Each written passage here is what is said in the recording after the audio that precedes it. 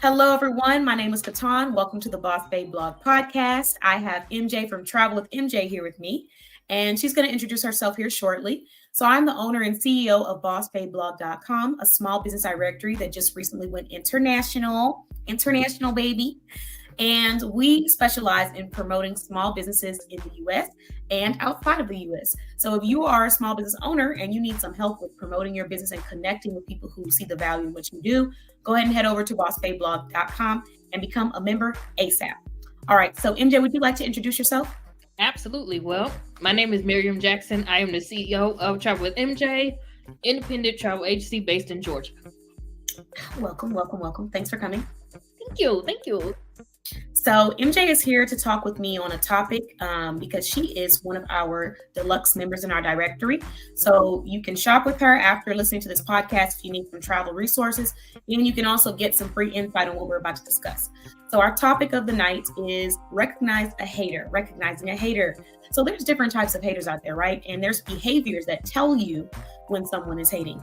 Tonight, not only are we going to share with you a behavior that might tell you that you have a hater, but we're also going to give you some coping behaviors, things that you might be able to do to cope and just continue to stay positive and move forward during your journey of starting your business, starting your creations, whatever it is you do. If you're a crafter, an artist, a business owner, you have goals, dreams that you're trying to pursue. Tonight is the night that we talk about this. So let's start with one of the, I would say the more covert haters, the ones that you don't normally think about when you think of a hater. This is not the first person that comes to your head, but they can be just as dangerous and as toxic as any other hater, right? So this is the convenient supporter or the convenience person. This is usually someone who is always non-existent when you need them or when you're asking them to support you in any factor in your life, not just business. Hey, I just went through an accident. Do you think you can help me? I've been feeling sick. No response. Hey, I have a business. Do you think you could share this? I know you like to talk on Facebook. Could you share my link? No response. Hey, I have a business event and it's actually right next door to your house. Do you think you could just stop by and say, hey, if you get a chance? No response. But then conveniently, when things are going well, you are just popping and blowing up and people are giving you praise for the amazing things that you do, and you're getting reviews and you're being seen in different rooms and different places. Conveniently, here they are. Hey, I'm so proud of you, sis. You keep going, girl. And then conveniently, when they need support or they need help or they need backup, guess where they are? Guess whose door they're knocking on? So these are the people who are conveniently available when they need something from you or when you're already doing well and you don't need any support. And inconveniently, when you need the support and you're drowning a little bit and you just want somebody that you can lean on, that has also leaned on you, or you just want a little encouragement or someone to give you a little push, inconveniently, they're really not there. They're non-existent. They're never there. And then when you look back at their track record and you start thinking about what are the ways that they've shown up for me, not just in business, but anywhere, it's almost non-existent. It's hard for you to remember.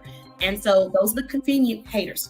And those are usually the ones that are the most frustrating to deal with because they usually tend to be people that have no reason to treat you that way and have no reason to be so inconveniently unavailable.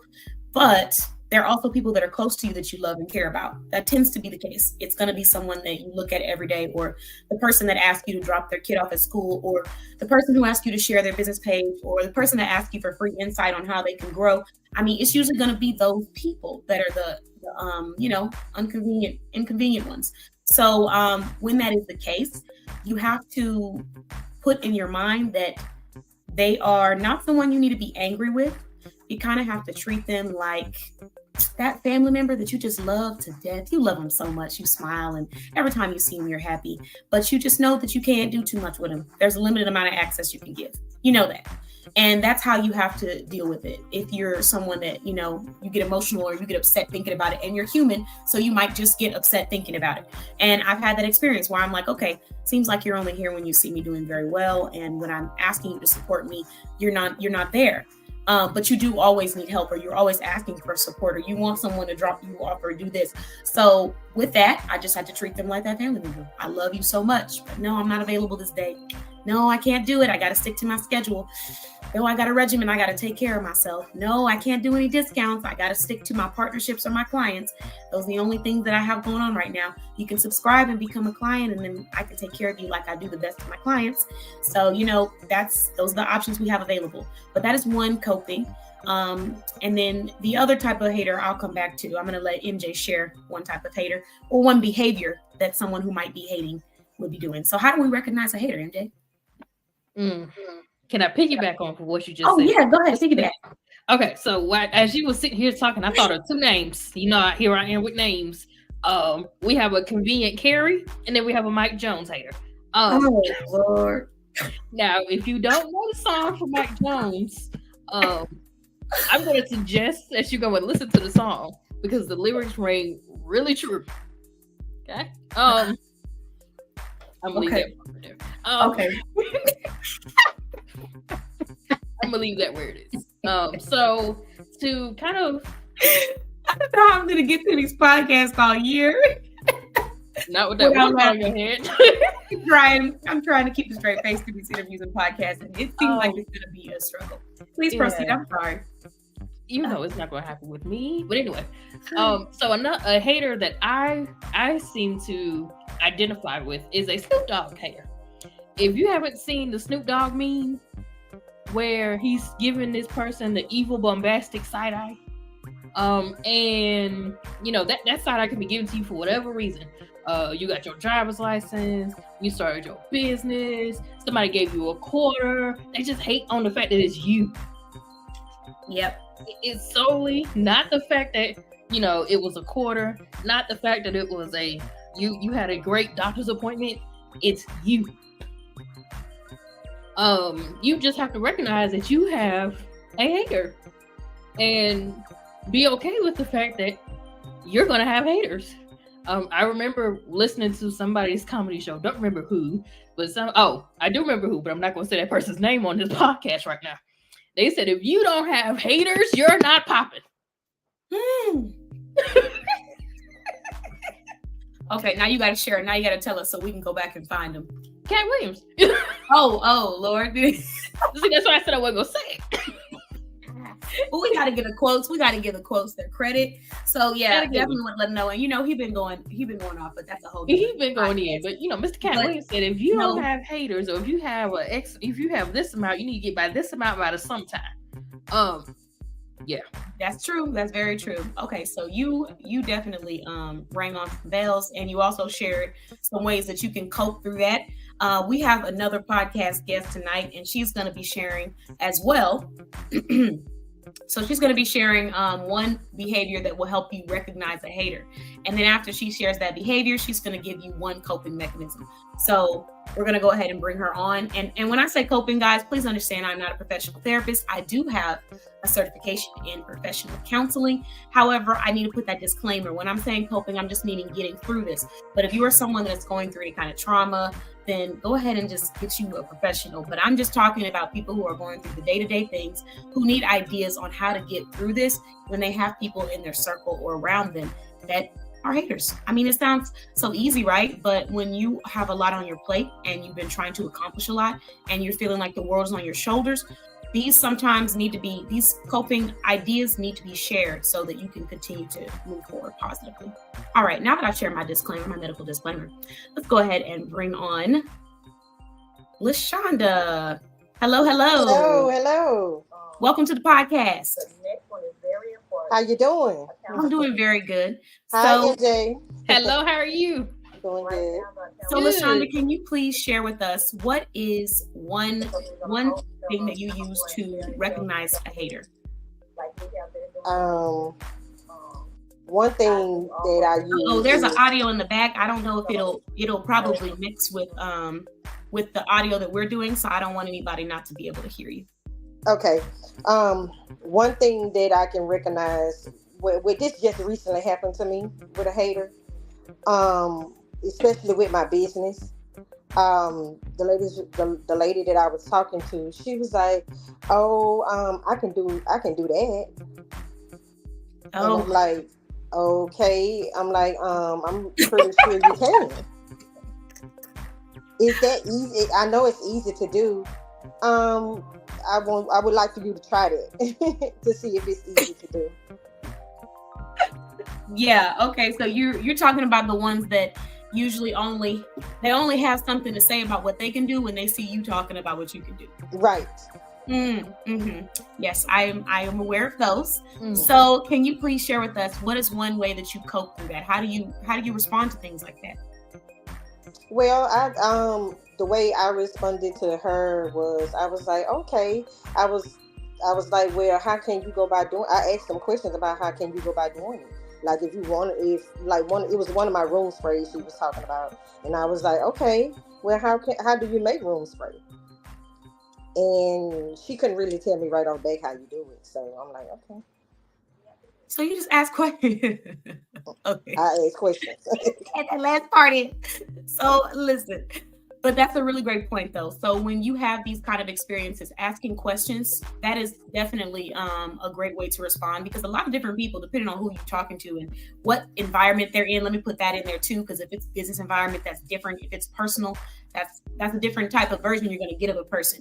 But a lot of people don't respond so calmly and I guess logically when they get responses like that, because to be honest, when someone is sharing something, I mean, this is just my opinion, but when someone is sharing something about themselves, I feel like that's an opportunity to celebrate that person.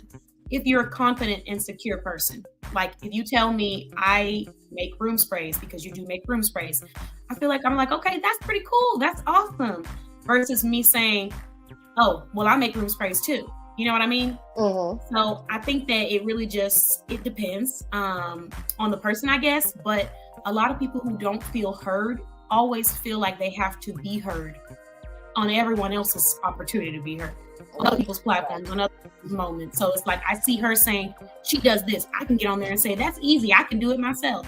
So, I think that that tends to be a habit for people who are not always secure. Because when you're secure in yourself, you don't necessarily feel the need to have to talk it so loud. I mean, you do what you do for you.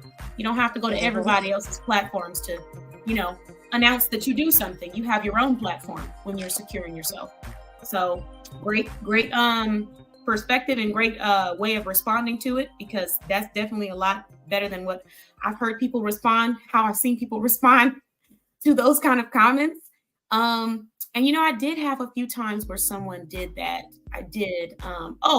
I was advertising my services. I was saying that I do social media management because, I have another business called MyBeautyCoach, and I provide social media and self-investment services.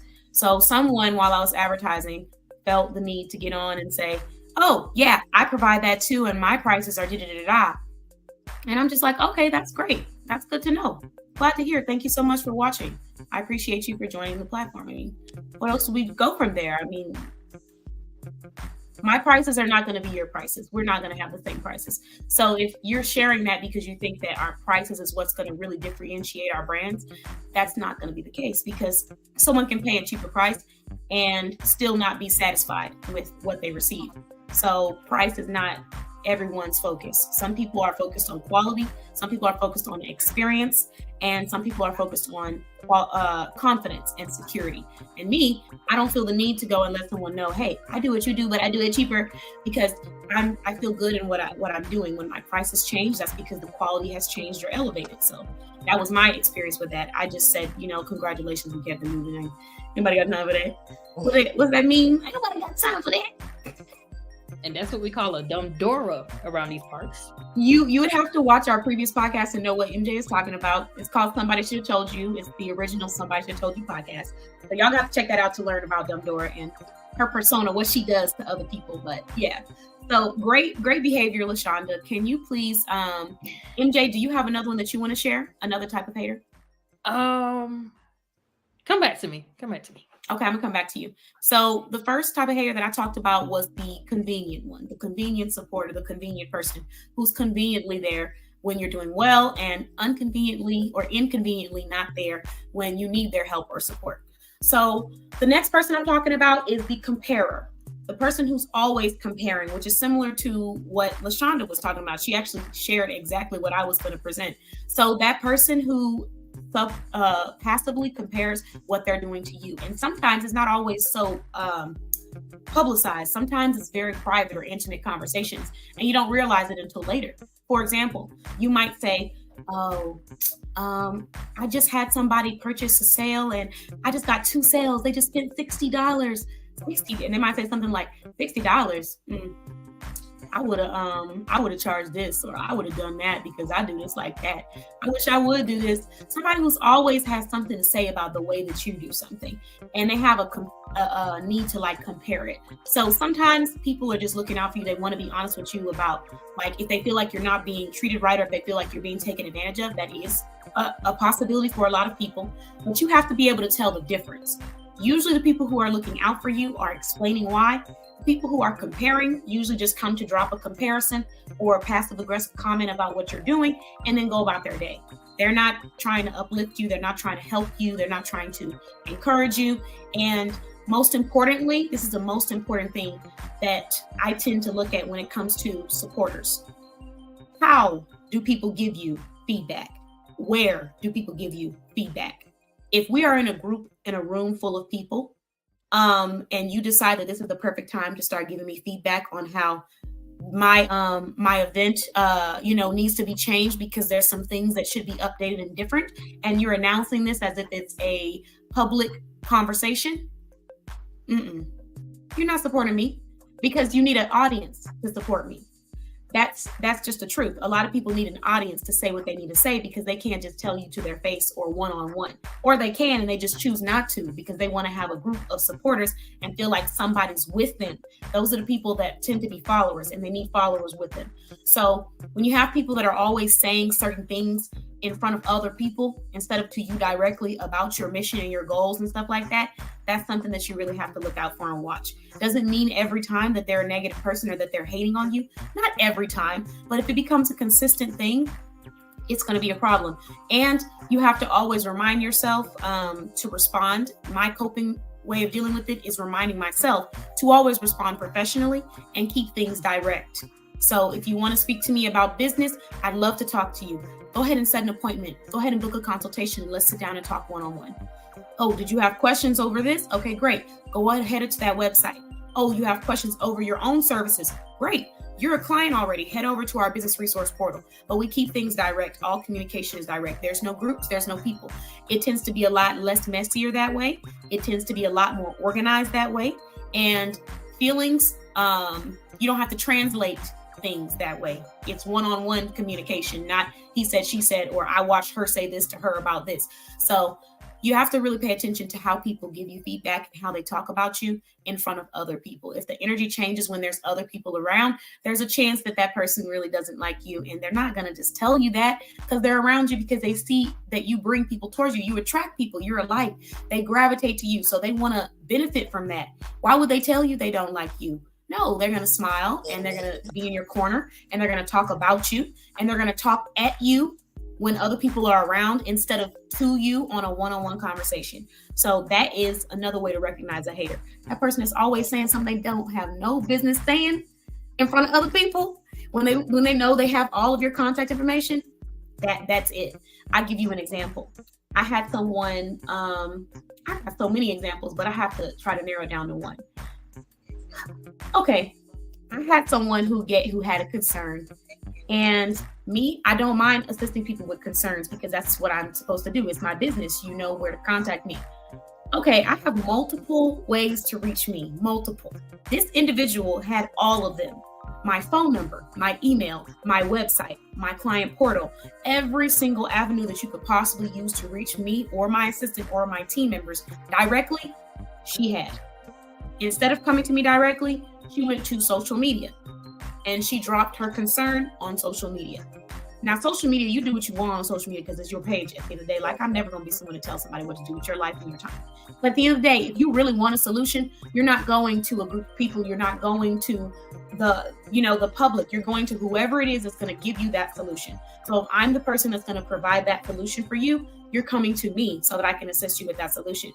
That's like going to That's like going into a grocery store and then you realize the milk is spoiled. So instead of turning back around and going back in the store and saying, hey, this milk is spoiled, you go stand outside in the parking lot and get on top of a car and say, this milk is spoiled.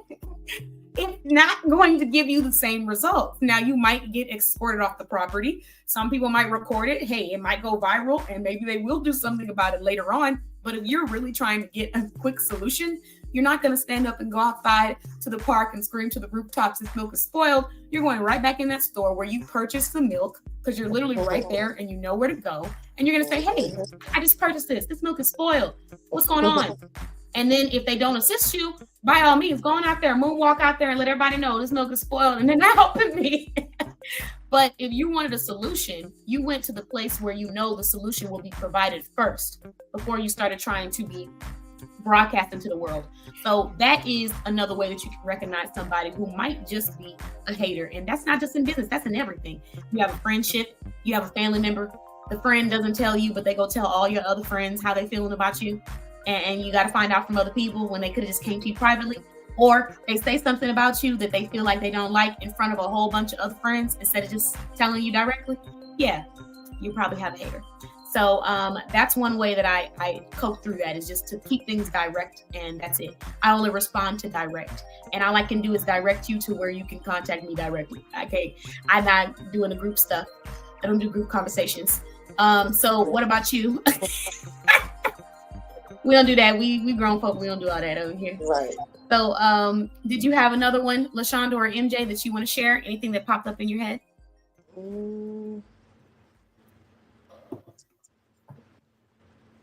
I just don't like when people tell me that they like something and then I hear from someone else that they saying otherwise.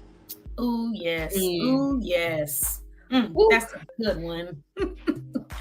That is a hater. Yeah. Yeah, that's definitely okay. So how have you dealt with that situation? How have you coped through it? I just ignore them. Yeah. I ignore them. And the person who's telling me the information, I just let them know I don't even want to hear it. I love that, because I mean it does like pick at your mindset. What about you, MJ? I got questions on that one. How do they feel so comfortable talking to you about that? I got questions. She had something to say because she was rocking back and forth. Now, I understand. I'm supposed to take the high road, and I'm around a lot of people who take the high road. But I'm not that person who always takes the high road. There are a lot of Michelle Obamas like around me. When they go low, you go high. I tend to meet energy. Why do they feel comfortable with talking to you or talking down on me to you? Right.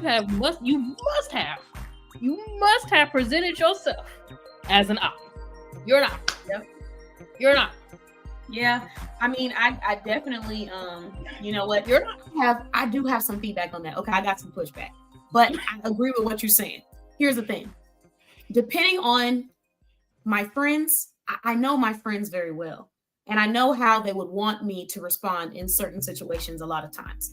I have some friends, when I'm in a room where somebody says something or they might do something, they don't want me to say anything. Just leave it alone. Don't say anything about it. Just let me know so I'm aware in the future and we keep pushing.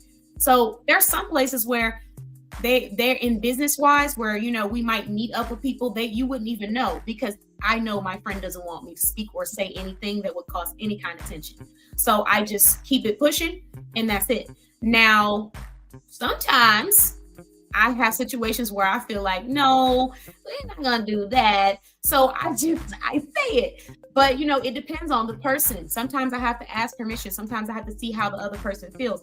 But that's why I put that out there, MJ, because I have had times where someone has come to me and said, hey, I just heard this or I just found this out. But what, how did you want me to respond about it? They don't say anything because everybody doesn't know who you're connected with until they open their mouth.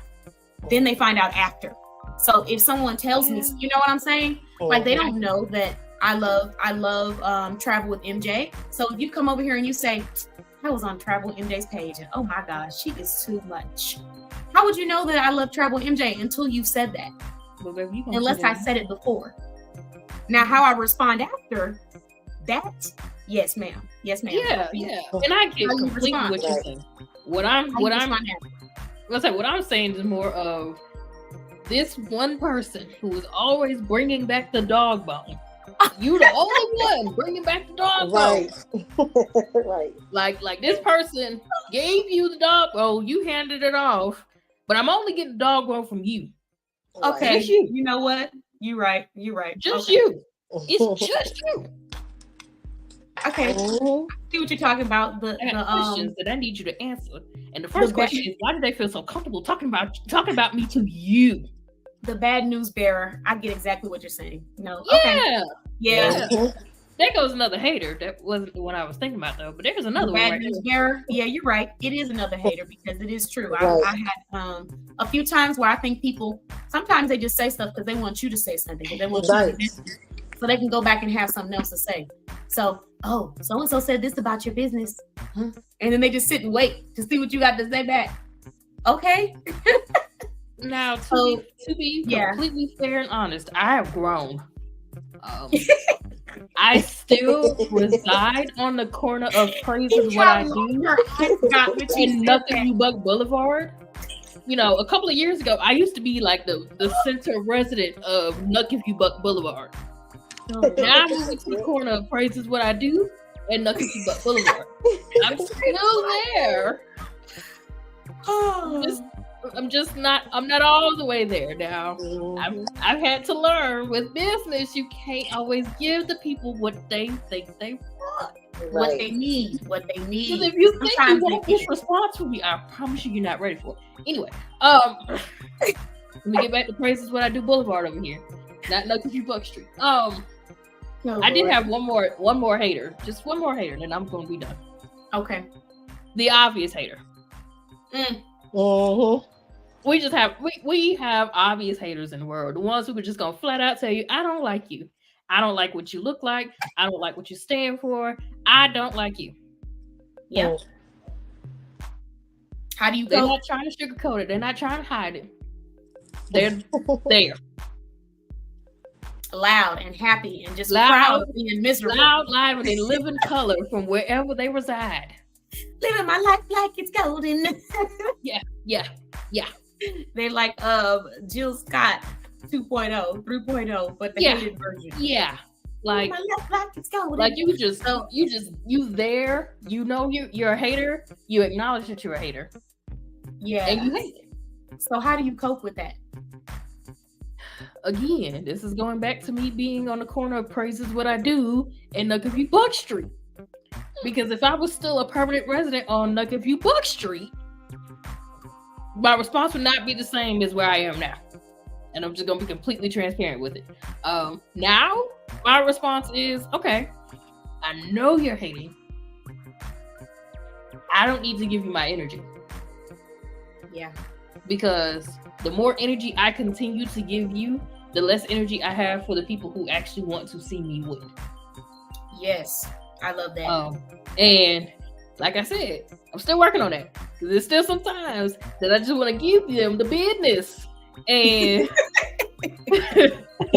and I can't now that I'm a business owner. Now, back when I wasn't a business owner, you could catch these words. I know. Sometimes I have to watch myself. It's hard. I know it is. It's hard, especially when you used to be a resident of Nuck Buck Street. It takes a lot of growth. It takes a lot of patience, and I always say that there's a strength in people who are calm, who are kind, and who are very mature with their responses. There's a strength in them that you don't understand, and that's why people always say don't take kindness for a weakness, because that's not what it equates to. It takes a lot of energy to say, I really want to tell you where to go, but instead I'm going to tell you, check out bossbabeblog.com if you like any of my services. and if not, have an amazing day. People don't understand that. So, when you start doing it, it's like, man. But again, I think that it's a challenge that is needed for people who are leading. When you are a leader, when you're a business owner, entrepreneur, and you're growing your brand, your craft, or your dreams, it's needed. Because at the end of the day, a lot of times when, like you said earlier, when you give people that energy, it's like you're rewarding them for nothing, you know? Mm-hmm. We're rewarding them with our time, with our presence, with our energy, with all of that, when they've done nothing to really receive that. So really, the only response that is appropriate for me when that kind of stuff happens is just, thank you very much. Have an amazing day. I can tell you, you know, exactly what it is we need to do, but I'm not going to be spending too much energy or time on it. Like, why? For what? Why? I have actual clients. Right. I have actual clients. So I'm not trying to do all that. And when I say that, I'm not talking about actual clients. That's not an insult to people who are in business and don't have clients yet. It's basically saying you're not even a client, a supporter, a customer, a follower, a subscriber. Like, I have actual people who want to see me win, like MJ said earlier. So I can't give you any of this time. Like, what? These little 3 minutes of me going back and forth with you needed to be spent on ways that I'm going to surprise the people who show up for me every day, or show up for me in however ways that they do, by sharing, by subscribing. That 5 minutes I spent talking to you back and forth about, you know, my services and my prices, I could have been spending creating a newsletter for all of my subscribers to make them smile so they can remember why they're connected with Boss Babe Blog. So it's a productivity thing. And it's very hard to do, but once you get it down, it becomes a lot easier day by day. So congratulations, Travel with MJ. Congratulations, Miriam, on that, you know, that elevation. You know, you sharing. And, you know, I definitely think we all have our opportunities, because for me in the beginning, I think it was more about like, I have a professional way of communicating. I don't have to, you know, share my personal thoughts, my unfiltered thoughts, but sometimes people don't need a response. You don't need to give a response. Mm-hmm. It's not required, it's not needed, and it does nothing, because the mindset that person is in, based off of how they spoke to you the first time, should tell you that it's a waste of energy to proceed any further. So for me, my growth was when I stopped responding to things that were just not serving me, or things that were negative or ignorant, or anything that comes across in any kind of negativity. I just stopped responding. You tell me what it is, I give you my response. You have something next. Okay, I just can't help you. Like, there's nothing I can do for that kind of mindset. So a lot of times we tend to want to be like tit for tat. I'm gonna get you, or I'm gonna do this. But in reality, everything doesn't need a response. After you've given your energy the first time, you've presented what you have to offer. If they're not taking that for what it is, there's nothing left to talk about. We just keep moving on to the next person. And I have to learn that because, you know, MJ knows, because she was around the time when it happened. But I would have people, you maybe y'all have experienced this, but I've had people sometimes on social media, they will say something like, what's the point of this? Why would you do this? Why do an ad like that? Why would we? I don't understand why everybody's doing these ads. Don't get me wrong, on your own platform with your own friends, cool. But going to someone else's platform or their post or their event to say, what's the point of doing this? I don't understand that. That takes a lot of energy out of your day to do that. So, I mean, for people who do that, I don't even know what to say. Like, I feel my heart goes to them, because I don't have the energy in me to go to someone else's platform or someone else's post or someone else's thing to talk about what they're doing and say, what's the point of this? And I also think that it's a little negative, because if I really wanted to know the point of this, I would just reach out to them directly. I don't feel the need to bring everybody into the conversation. That's just me. I'm an intentions person. So when I do something, I think about, what is someone going to think when they see me do this, or when they hear me say this? What intentions are they going to feel that I have behind this? Now, I can't control everybody's feelings, but I try to think about how I'm presenting myself to people so they know it's coming from a genuine place and they're not feeling attacked. And when you go to someone in a group talking about, what's the point of this? Why do you do your ads like this? Everybody's doing these weird little poses on their face. That doesn't really sound genuine. It just sounds like you just want to find the right one, and you will find the right one day. So in this situation, I've had people do that. And man, I had a time where I was just like, I professionally responded, and I said something like, you know, this post isn't about promoting or advertising. This post is about a free opportunity. If you want the free opportunity, here's the link. If you don't, I have consultation links where I can teach you my ways on why I promote how I do on social media. Long story short, I'm not giving you my tactics on how I sell and promote my business for free. That's free time I don't have to waste. But I really didn't need to respond to that. because I saw based off the first response where that person's mindset was at, and the fact that this was a free opportunity that I was offering to people. Anytime someone's bringing you something free, the answer is either no thank you or thank you, one of the two for me. Okay, so if that's your response when somebody is offering something for free to you, then that already tells me, number one, I don't want to do business with you. Number two, I don't want anything to do with you. And I think I just need to move on to the next person down the line, because this specific inquiry got over 180 people inquiring, and I had over 80 interviews in the year 2024. So clearly something was working. People were interested and they're signing up, and I was interviewing. So I think that I shot myself in the foot when I felt the need to even respond, because I saw what kind of, stuff they had to present the first time. So I learned in 2023 better ways to just go ahead and step back. Sometimes you need a professional response to make it clear where you stand and what's going on. And sometimes you don't need any responses, because common sense, for some people, it should just tell them. And if it don't tell them, you thought you were going to be able to do it. They gone all their life talking to people like this, and you just thought your response, your tit for tat, was going to change who they are. No, y'all are going to argue and go back and forth, and then they're going to go about their life doing the same thing. And you will have wasted your precious, valuable time that you will never be able to get back on this person. So again, that's something that it really took. It took everything in me, because baby, when I tell you, I'm a huge believer in mind your business that pays you. I am. So when I see other people not practicing that way of life, it does tend to sometimes want to irk me. I mean, some things you do need to speak up about. You have to. But things that aren't hurting you, that aren't hurting anyone, and clearly someone's getting something from it, it just seems like you're hating because you're not getting where you want to be. You know what I mean? So for me to give you that energy and time and go back and forth or tit-tat, no, I just keep it moving. So that's something that I learned, and I'm glad that I was able to take that, because time is money, and we don't have no time to be giving out for free. But yeah, that's my my last little tidbit on the haters, and my coping mechanisms, or whatever you like to call them, ways to move forward. Lashonda, did you have any last one before we close out? They're just about it. Okay. Look, she like, we wrapped it all up. So those are the different types of haters and different ways that we can move past them. Now that we've talked about haters, guys, you can stay tuned for our next podcast, where we will be talking about how to recognize a genuine person. So yes, we're talking about the haters because it's real and it's out there. But I don't want us to get so caught up in just the negative that's out here. I want us to remember that we have to acknowledge and appreciate the positive. So when you meet good people in your life, taking advantage of those people in a positive way so that you can continue to move forward and grow.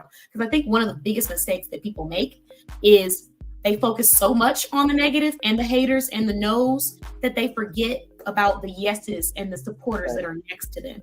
We invest all of this energy into that person who barely wanted to support our business, and we're doing all this stuff for them, taking them to work, taking them to school, dropping off stuff, buying from their website. And then you have somebody who's asking for nothing of you, and they just want to support you.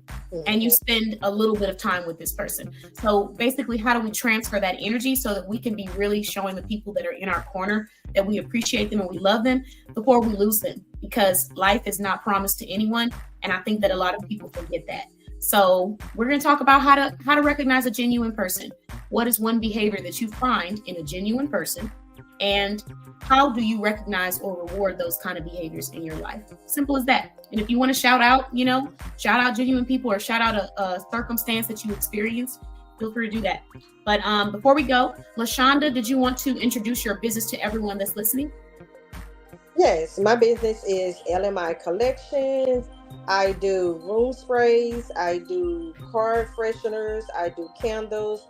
I do wax melts. I'm located in Baton Rouge, Louisiana, for the locals. And you can look at my website at www.lmicollectionllc.net. All right. Thank you so much. And welcome to our podcast panel. Lashonda, we actually have an interview coming up with LMI Collection LLC. So everyone, I want you to make sure you stay tuned, because this podcast is going to have some amazing offers. I'm just saying. I can't spoil anything for y'all, but I will say that you don't want to miss this podcast. So make sure you have those notifications turned on YouTube, Facebook, Twitch, Twitter, and on RSS and on our website. Any platform that you subscribe to from Boss Babe Blog, turn them on because these podcast interviews are about to be hot. All right. Thank you so much, ladies. You have an amazing evening. Bye-bye, everyone. Thanks for watching.